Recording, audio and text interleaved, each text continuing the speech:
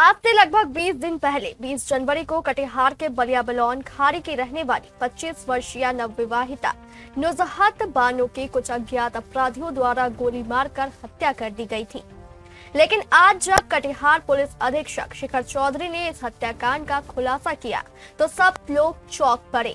हत्या किसी और ने नहीं बल्कि मृतका के पति सिकंदर की पहली पत्नी और उसके पिता द्वारा एक साजिश के तहत कराई गई थी।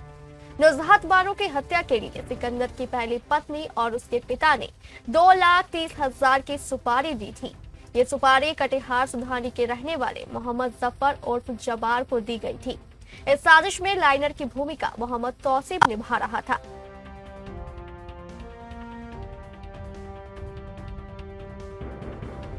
नुजहत बानो को गोली मारने के बाद ये दोनों आरोपी दिल्ली फरार हो गए। इस घटना को लेकर बलिया बलौन थाने में 11/26 दर्ज किया गया था। घटना की गंभीरता को देखते हुए पुलिस अधीक्षक शिखर चौधरी ने तुरंत बारसोई एसडीपीओ के नेतृत्व में एक विशेष टीम का गठन किया। इस विशेष टीम ने तकनीकी सहायता लेते हुए चारों ओर जाल बिछाया और दिल्ली के सहदरा से मुख्य शूटर मोहम्मद जफर उर्फ जब्बार को गिरफ्तार कर लिया।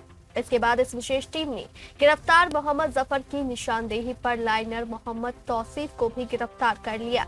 इस पूरी साजिश के बारे में जानकारी देते हुए पुलिस अधीक्षक शिखर चौधरी ने बताया कि 6 महीने पहले नुजहत बानो की शादी सिकंदर उर्फ अस्कंदर से हुई थी। शादी के बाद से ही सिकंदर की पहली पत्नी और उसके पिता द्वारा लगातार नुजहत बानो को धमकी दी जा रही थी। अंत में लोगों ने जफर को 2,30,000 रुपए में नुजहत बानो की हत्या की सुपारी दे दी, जिसमें से 80,000 का भुगतान भी कर दिया गया।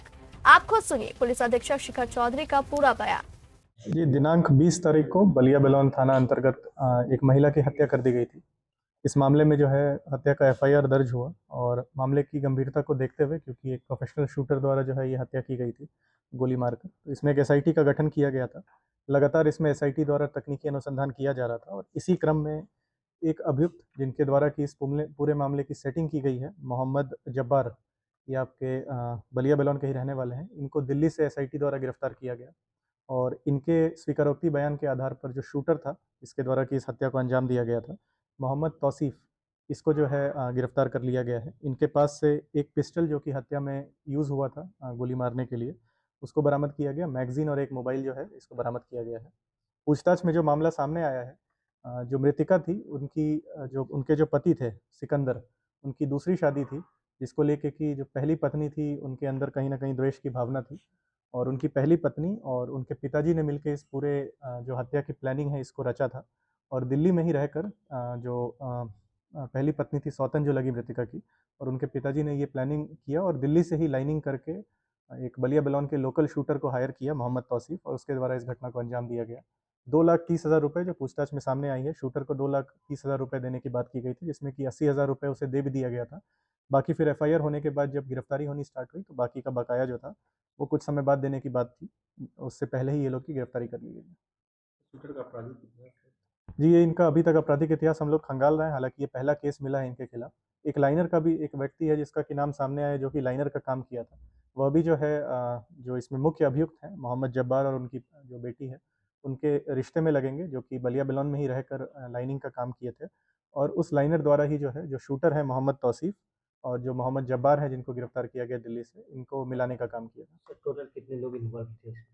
जी, इसमें टोटल अभी 4-5 नाम सामने आया है, जिसमें से कि 2 की गिरफ्तारी हो गई है।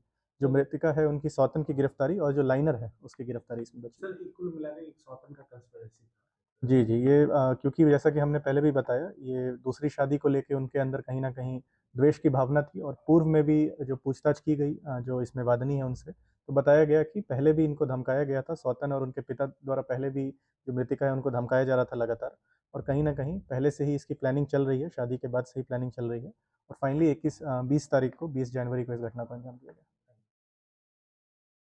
दिल्ली से ही गिरफ्तार किया सब लोग। जी, दिल्ली से ही मोहम्मद जब्बार जो है उसको दिल्ली से गिरफ्तार किया गया है और लाइनर, हाँ, वो तो हम गए ही थे वहाँ पे।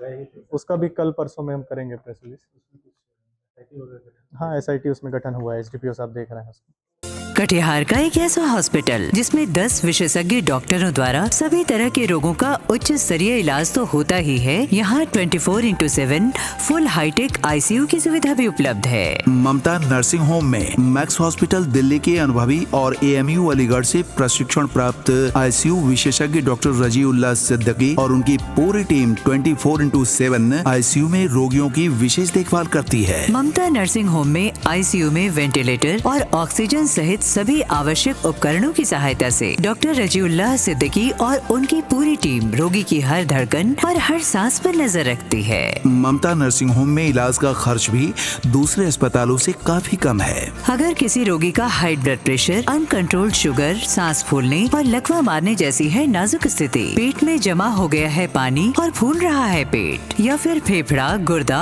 और लीवर हो गया हो फेल, तो हमारे विशेषज्ञ डॉक्टरों की टीम अत्याधुनिक टेक्नोलॉजी से आपके इलाज और सेवा के लिए 24/7 है तत्पर। विशेषज्ञ डॉक्टर एवं अत्याधुनिक टेक्नोलॉजी से सुसज्जित कटिहार का एकमात्र हॉस्पिटल ममता नर्सिंग होम, मनिया पुल के पश्चिम नियर सुर तुलसी कॉलेज, डेहरिया भट्टा, कटिहार।